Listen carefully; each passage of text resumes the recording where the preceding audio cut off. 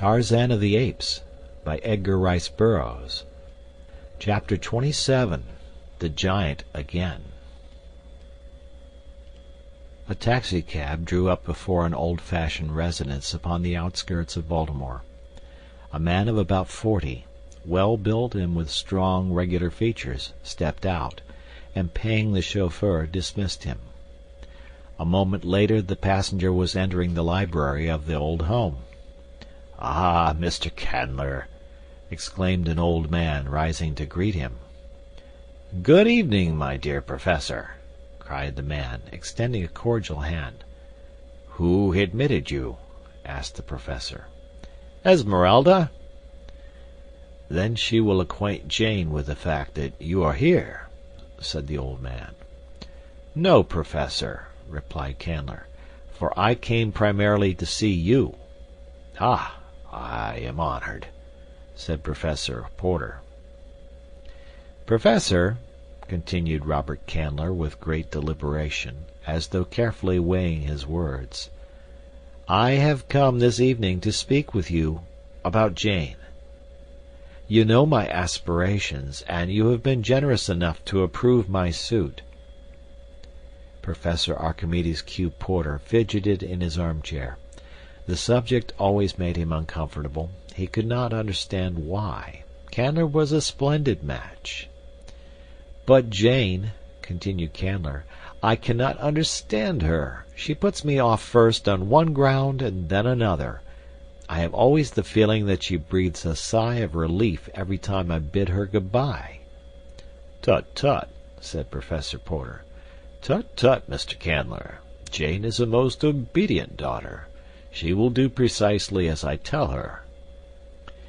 "Then I can still count on your support?" asked Candler, a tone of relief marking his voice. "Certainly, sir," exclaimed Professor Porter. "How could you doubt it?" "There is young Clayton, you know," suggested Candler. "He has been hanging about for months.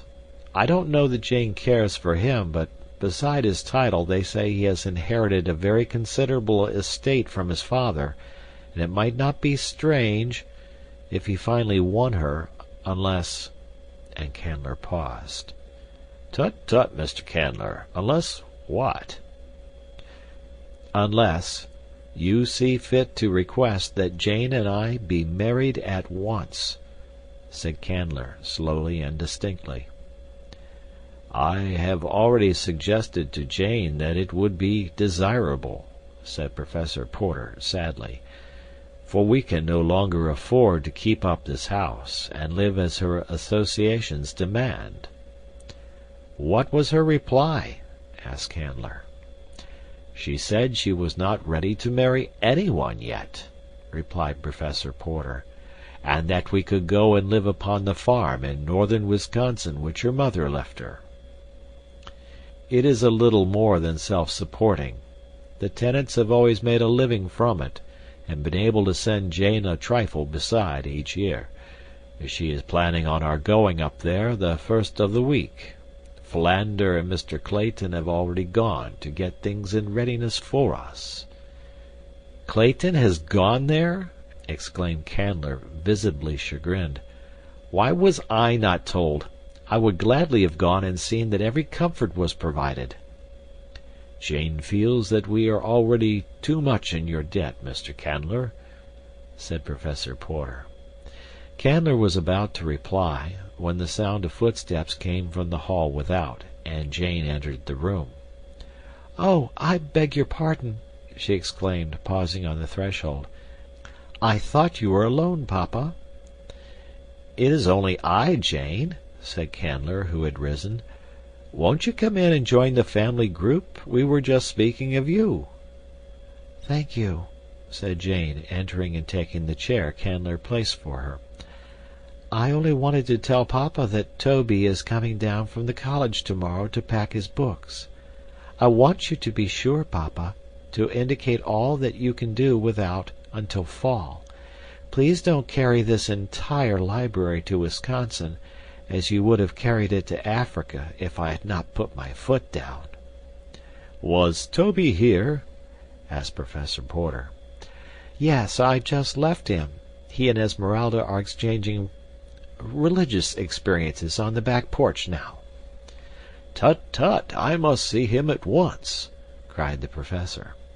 "Excuse me just a moment, children." And the old man hastened from the room. As soon as he was out of earshot, Candler turned to Jane. "See here, Jane," he said bluntly, "how long is this thing going on like this? You haven't refused to marry me, but you haven't promised either. I want to get the license tomorrow, so that we can be married quietly before you leave for Wisconsin. I don't care for any fuss or feathers, and I'm sure you don't either." The girl turned cold, but she held her head bravely. "Your father wishes it, you know," added Candler. "Yes, I know." She spoke scarcely above a whisper. "Do you realize that you are buying me, Mr. Candler?" she said finally, and in a cold, level voice. "Buying me for a few paltry dollars? Of course you do, Robert Candler, and the hope of just such a contingency was in your mind when you loaned Papa the money for that hare-brained escapade, which but for a most mysterious circumstance would have been surprisingly successful. But you, Mr. Candler, would have been the most surprised. You had no idea that the venture would succeed. You are too good a businessman for that. And you are too good a businessman to loan money for buried treasure-seeking, or to loan money without security, unless you had some special object in view. You knew that without security you had a greater hold on the honor of the Porters than with it.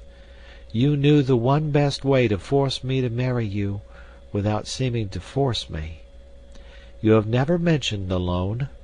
In any other man I should have thought that the prompting of a magnanimous and noble character.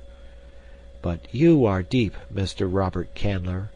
I know you better than you think I know you. I shall certainly marry you if there is no other way, but let us understand each other once and for all." While she spoke, Robert Candler had alternately flushed and paled, and when she ceased speaking he arose, and with a cynical smile upon his strong face, said, "You surprise me, Jane. I thought you had more self-control, more pride. Of course you are right. I am buying you, and I knew that you knew it, and I thought you would prefer to pretend that it was otherwise. I should have thought your self-respect and your Porter pride would have shrunk from admitting, even to yourself, that you were a bought woman. But have it your own way, dear girl," he added lightly. "I'm going to have you, and that is all that interests me." Without a word the girl turned and left the room. Jane was not married before she left with her father and Esmeralda for her little Wisconsin farm, and as she coldly bid Robert Candler good-bye as her train pulled out, he called to her that he would join them in a week or two. At their destination they were met by Clayton and Mr. Philander in a huge touring car belonging to the former, and quickly whirled away through the dense northern woods towards the little farm which the girl had not visited before since childhood. The farmhouse, which stood on a little elevation some 100 yards from the tenant house, had undergone a complete transformation during the 3 weeks that Clayton and Mr. Philander had been there. The former had imported a small army of carpenters and plasterers, plumbers and painters from a distant city, and what had been but a dilapidated shell when they reached it was now a cozy little 2-story house filled with every modern convenience procurable in so short a time. "Why, Mr. Clayton, what have you done?" cried Jane Porter, her heart sinking within her as she realized the probable size of the expenditure that had been made. "Shh!" cautioned Clayton. "Don't let your father guess. If you don't tell him, then he will never notice, and I simply couldn't think of him living in the terrible squalor and sordidness which Mr. Philander and I found. It was so little when I would like to do so much, Jane. For his sake, please never mention it." "But you know that we can't repay you," cried the girl. Why do you want to put me under such terrible obligations?" "Don't, Jane," said Clayton sadly. "If it had been just you, believe me, I wouldn't have done it, for I knew from the start that it would only hurt me in your eyes, but I couldn't think of that dear old man living in the hole we found here. Won't you please believe that I did it just for him, and give me that little crumb of pleasure at least?" "I do believe you, Mr. Clayton," said the girl, "because I know you are big enough and generous enough to have done it just for him. And, oh, Cecil, I wish I might repay you as you deserve, as you would wish." "Why can't you, Jane?" "Because I love another." "Candler?" "No." "But you are going to marry him. He told me as much before I left Baltimore." The girl winced.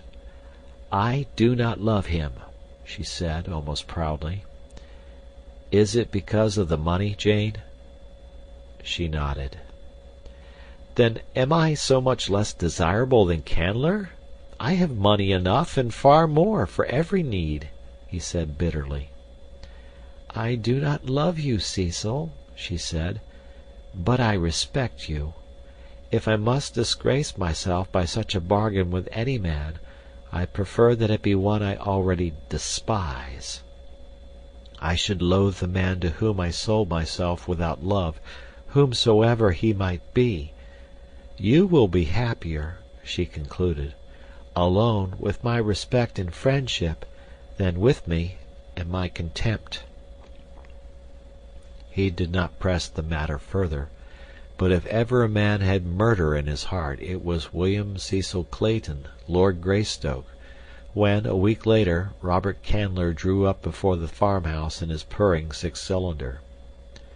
A week passed, a tense, uneventful, but uncomfortable week for all the inmates of the little Wisconsin farmhouse. Candler was insistent that Jane marry him at once. At length she gave in from sheer loathing of the continued and hateful importuning. It was agreed that on the morrow Candler was to drive to town and bring back the license and a minister. Clayton had wanted to leave as soon as the plan was announced, but the girl's tired, hopeless look kept him. He could not desert her. Something might happen yet, he tried to console himself by thinking, and in his heart he knew that it would require but a tiny spark to turn his hatred for Candler into the bloodlust of the killer. Early the next morning Candler set out for town. In the east smoke could be seen lying low over the forest, for a fire had been raging for a week not far from them, but the wind still lay in the west, and no danger threatened them. About noon Jane started off for a walk. She would not let Clayton accompany her. She wanted to be alone, she said, and he respected her wishes. In the house, Professor Porter and Mr. Philander were immersed in the absorbing discussion of some weighty scientific problem. Esmeralda dozed in the kitchen, and Clayton, heavy-eyed after a sleepless night, threw himself down upon the couch in the living-room and soon dropped into a fitful slumber.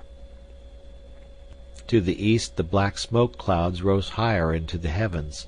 Suddenly they eddied, and then commenced to drift rapidly toward the west. On and on they came. The inmates of the tenant house were gone, for it was market day, and none was there to see the rapid approach of the fiery demon. Soon the flames had spanned the road to the south and cut off Candler's return. A little fluctuation of the wind now carried the path of the forest fire to the north, then blew back, and the flames nearly stood still as though held in leash by some master hand. Suddenly, out of the northeast, a great black car came careening down the road. With a jolt it stopped before the cottage, and a black-haired giant leaped out to run up onto the porch. Without a pause he rushed into the house. On the couch lay Clayton. The man started in surprise, but with a bound was at the side of the sleeping man. Shaking him roughly by the shoulder, he cried, "My God, Clayton, are you all mad here? Don't you know you are nearly surrounded by fire? Where is Miss Porter?" Clayton sprang to his feet. He did not recognize the man, but he understood the words and was upon the veranda in a bound. "Scott!" he cried, and then, dashing back into the house, "Jane! Jane, where are you?" In an instant Esmeralda, Professor Porter, and Mr. Philander had joined the two men. "Where is Miss Jane?" cried Clayton, seizing Esmeralda by the shoulders and shaking her roughly. "Oh, Gaberelle, Mr. Clayton, she done gone for a walk." "Hasn't she come back yet?" And, without waiting for a reply, Clayton dashed out into the yard, followed by the others. "Which way did she go?" cried the black-haired giant of Esmeralda. "Down that road," cried the frightened woman, pointing toward the south where a mighty wall of roaring flames shut out the view. "Put these people in the other car," shouted the stranger to Clayton. "I saw one as I drove up, and get them out of here by the north road. Leave my car here. If I find Miss Porter, we shall need it. If I don't, no one will need it. Do as I say." As Clayton hesitated, and then he saw the lithe figure bound away across the clearing toward the northwest where the forest still stood, untouched by flame. In each rose the unaccountable feeling that a great responsibility had been raised from their shoulders, a kind of implicit confidence in the power of the stranger to save Jane if she could be saved. "Who was that?" asked Professor Porter. "I do not know," replied Clayton. "He called me by name, and he knew Jane, for he asked for her, and he called Esmeralda by name. There was something most startlingly familiar about him," exclaimed Mr. Philander. "And yet, bless me, I know I never saw him before." "Tut, tut!" cried Professor Porter. "Most remarkable. Who could it have been, and why do I feel that Jane is safe, now that he has set out in search of her?" "I can't tell you, Professor," said Clayton soberly, "but I know I have the same uncanny feeling." "But come," he cried, "we must get out of here ourselves, or we shall be shut off." And the party hastened toward Clayton's car. When Jane turned to retrace her steps homeward, she was alarmed to note how near the stroke of the forest fire seemed, and as she hastened onward, her alarm became almost a panic when she perceived that the rushing flames were rapidly forcing their way between herself and the cottage. At length she was compelled to turn into the dense thicket and attempt to force her way to the west, in an effort to circle around the flames and reach the house. In a short time the futility of her attempt became apparent, and that her one hope lay in retracing her steps to the road and flying for her life to the south toward the town. The 20 minutes that it took her to regain the road was all that had been needed to cut off her retreat as effectually as her advance had been cut off before. A short run down the road brought her to a horrified stand, for there before her was another wall of flame. An arm of the main conflagration had shot out a half-mile south of its parent to embrace this tiny strip of road in its implacable clutches. Jane knew that it was useless again to attempt to force her way through the undergrowth. She had tried it once and failed. Now she realized that it would be but a matter of minutes ere the whole space between the north and the south would be a seething mass of billowing flames. Calmly the girl kneeled down in the dust of the roadway and prayed for strength to meet her fate bravely, and for the delivery of her father and her friends from death. Suddenly she heard her name being called aloud through the forest. "Jane! Jane Porter!" It rang strong and clear, but in a strange voice. "Here!" she called in reply. "Here, in the roadway." Then through the branches of the trees she saw a figure swinging with the speed of a squirrel. A veering of the wind blew a cloud of smoke about them, and she could no longer see the man who was speeding toward her, but suddenly she felt a great arm about her. Then she was lifted up, and she felt the rushing of the wind and the occasional brush of a branch as she was borne along. She opened her eyes. Far below her lay the undergrowth and the hard earth. About her was the waving foliage of the forest. From tree to tree swung the giant figure which bore her, and it seemed to Jane that she was living over in a dream the experience that had been hers in that far African jungle. Oh, if it were but the same man who had borne her so swiftly through the tangled verdure on that other day! But that was impossible. Yet who else in all the world was there with the strength and agility to do what this man was now doing? She stole a sudden glance at the face close to hers, and then she gave a little frightened gasp. It was he! "My forest man!" she murmured. "No, I must be delirious." "Yes, your man, Jane Porter. Your savage, primeval man come out of the jungle to claim his mate. The woman who ran away from him," he added almost fiercely.